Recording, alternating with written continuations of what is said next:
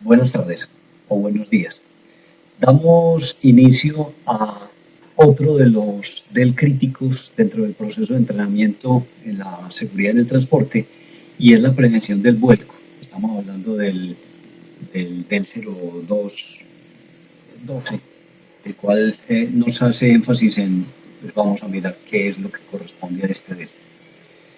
Vamos a buscar unos objetivos, a lograr unos objetivos con este entrenamiento, alcance, unos antecedentes, cuáles son los factores principales que contribuyen al vuelco, factores de tipo generales, factores a nivel de maniobras, acerca de la velocidad excesiva, acerca de las condiciones de la ruta, lo que genera una desestabilidad o estabilidad del vehículo, el diseño del vehículo, nuevas tecnologías para crear más estabilidad en el vehículo, toma de conciencia del conductor y comportamiento del conductor crítico para evitar un vuelco.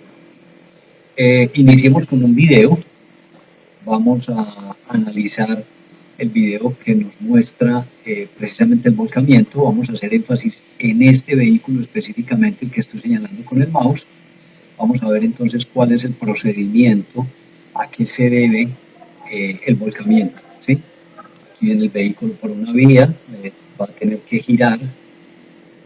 Aquí ya pasamos a una segunda cámara donde nos muestra ya el inminente volcamiento en que se produjo el vehículo y terminó incinerándose. Ya ustedes observarán, aquí lo vemos en una cámara más detenidamente, cómo se hizo el giro y de qué manera pues tuvo el volcamiento. Vamos a analizar inicialmente lo que se presentó. Bueno, aquí ya hablan en otro idioma, no sé qué idioma será, pero nos muestra básicamente la imagen, que era lo que queríamos ver. Ok, volvamos entonces a las imágenes, volvamos a las diapositivas y miremos realmente a qué se pueden deber este tipo de cosas.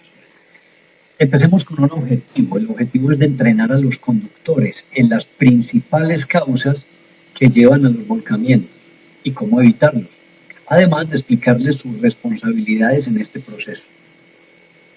El riesgo. Los vuelcos o las volcaduras son potencialmente el tipo de incidente con vehículos más serio y puede causar más pérdidas humanas y financieras que ningún otro. Y son el tipo de accidente mayor más recurrente en el grupo. Todos los conductores LINDE deben estar entrenados para evitar situaciones de vuelco, debido a que han tenido lugar varios incidentes previos. ¿Qué factores principales contribuyen al vuelco? Hablemos de un aspecto general. Los conductores deben ser conscientes de los cambios en las condiciones de las rutas y usar sus habilidades para evitar incidentes. Entonces vamos a ver los factores principales. Tema maniobras, cómo maniobramos nuestro vehículo.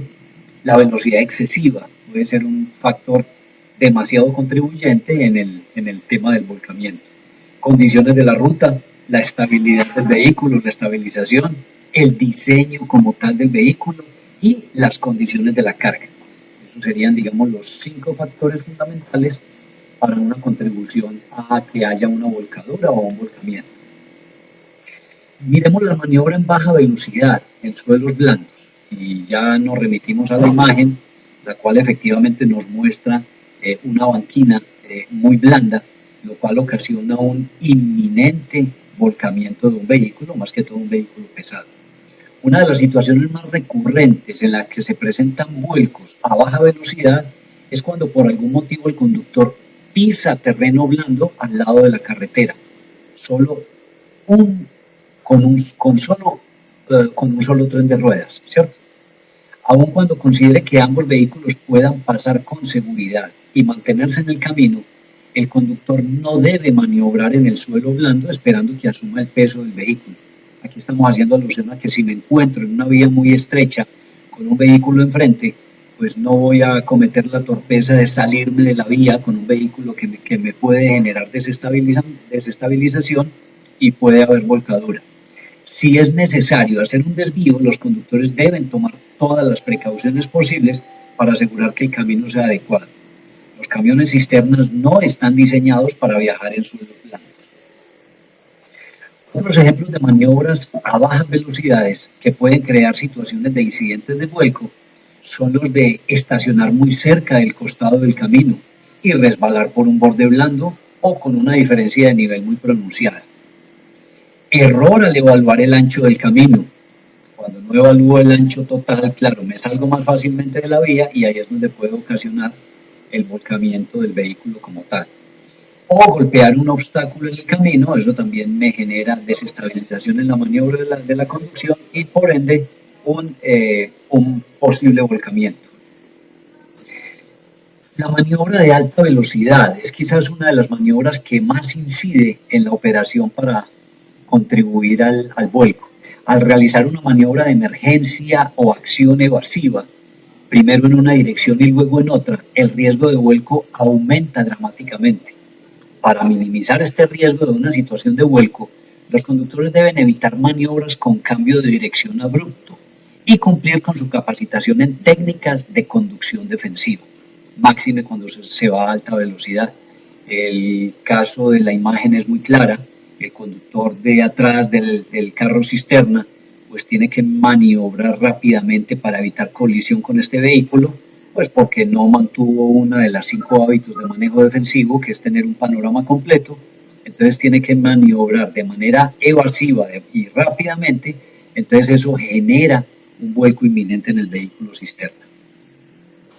La velocidad excesiva, cuando uno se acostumbra a la velocidad, los conductores deben tener claro que pueden perder la percepción de la velocidad. Cuando voy a alta velocidad y no tengo puntos de referencia, realmente no tengo claro que puedo ir a una alta velocidad. Creen que viajan a menor velocidad de la que van. Esto se me asemeja al tema cuando uno va en un velero o en un crucero. Cuando uno tiene puntos de referencia, tú realmente no sabes a qué velocidad vas, porque no tienes precisamente ese referencial o ese punto que te indique a qué velocidad puedes ir. A menos que una mirada al velocímetro confirme la velocidad correcta al entrar a una curva cerrada o en una rampa, una pequeña sobreestimación puede resultar rápidamente en una situación de vuelco. Y aquí estamos hablando de un tema muy delicado, porque realmente cuando nos salimos de esta línea, muy fácilmente podemos llegar a una situación de vuelco. ¿Por qué motivo? Es que si aquí tenemos la curva que nos habla de radios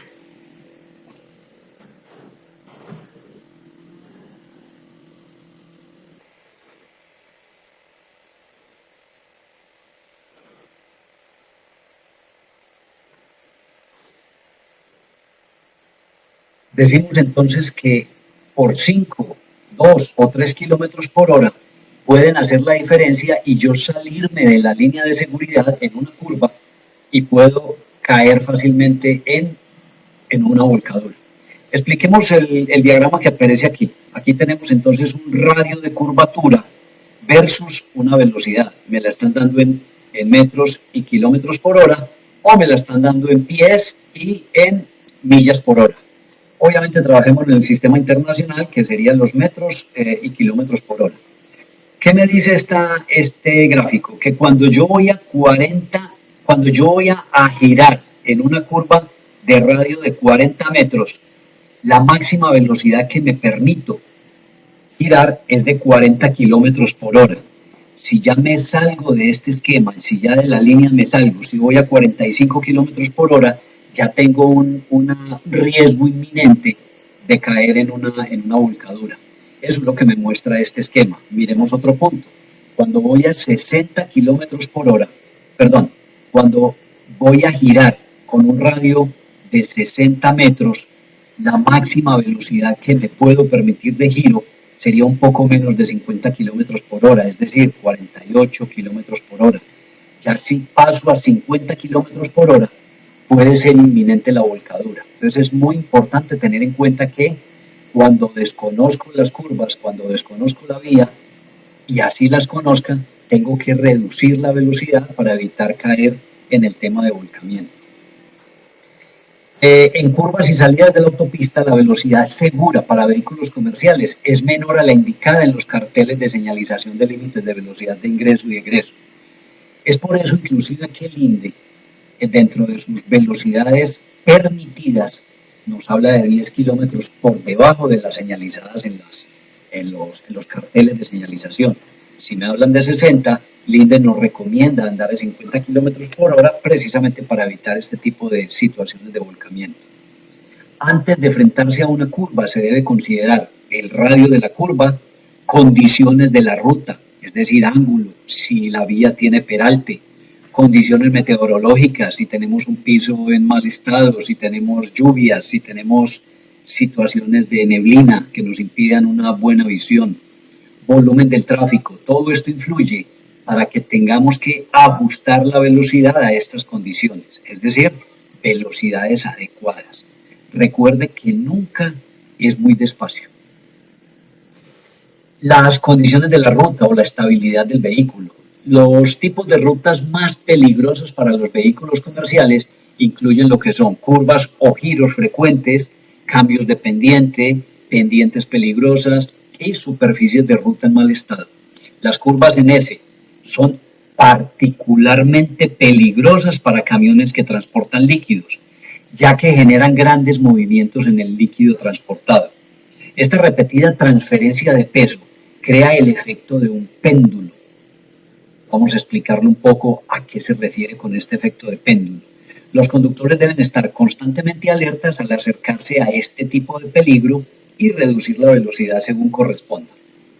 Entonces, cuando yo empiezo el giro por la fuerza centrífuga, y me devuelvo para mirar el tema del efecto del péndulo, cuando yo hago un giro con un vehículo cisterna, por ejemplo, la fuerza centrífuga hace que el líquido tire todo hacia afuera, hacia este lado del vehículo, es decir, hacia la dirección opuesta en la que estoy girando.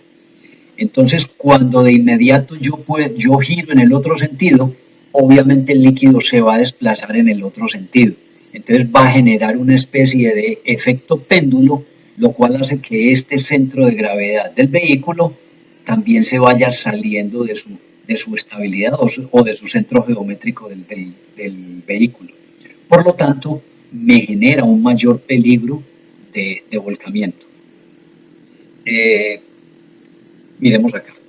Cuando un vehículo viaja por rutas con curvas, se apoya en la parte exterior de la curva, que era lo que hablábamos. Esto ocurre por una fuerza centrífuga que actúa a través del centro de gravedad del vehículo. Debido al gran tamaño y peso de los vehículos comerciales, el efecto de apoyo ocurre rápidamente.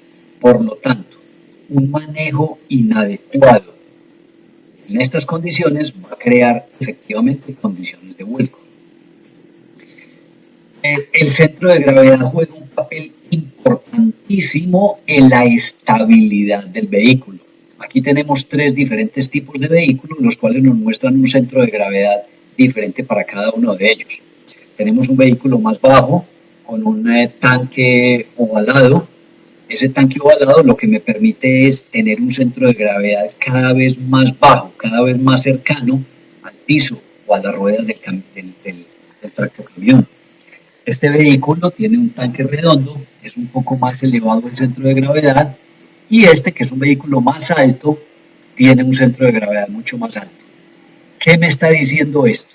Que la posición del centro de gravedad de un vehículo repercute fundamentalmente en la estabilidad de este.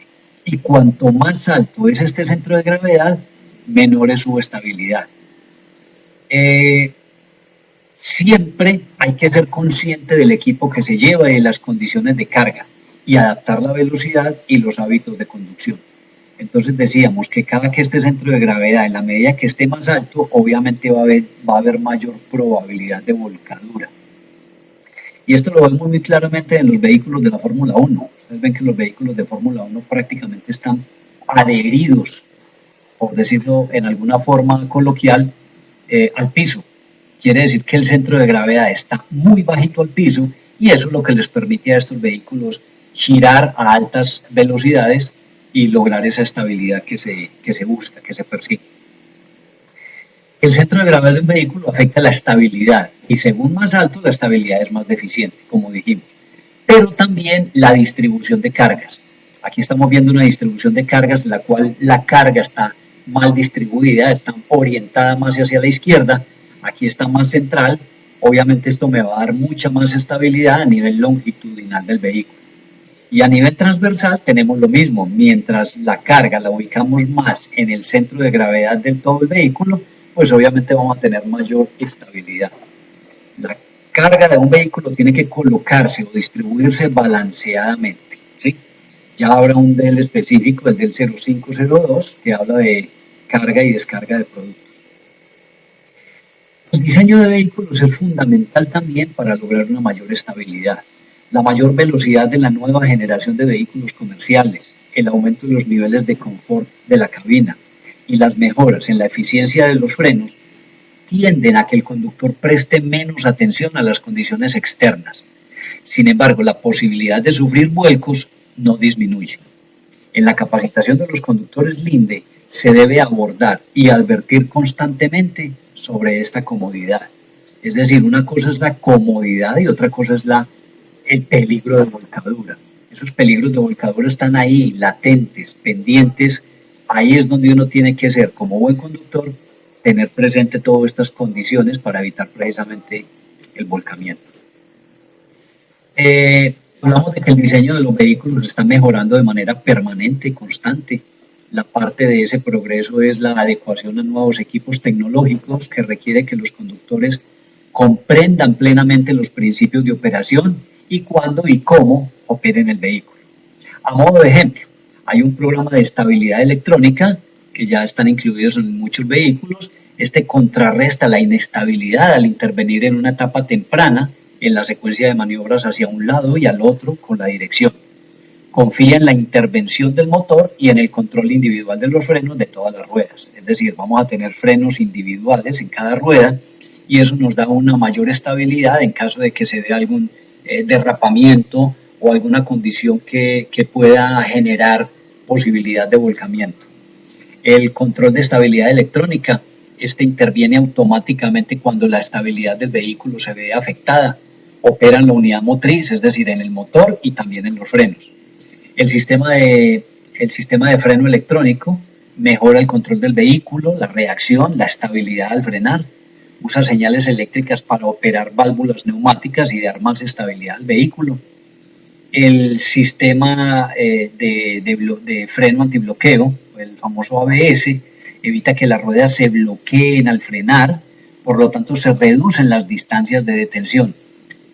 Yo pienso que aquí hay un error, no es que se reduzcan las distancias de detención, simplemente que lo que se evita es un derrapamiento del vehículo y hay más control del vehículo por parte del técnico conductor. Es más fácil controlar el vehículo al frenar en situaciones de emergencia.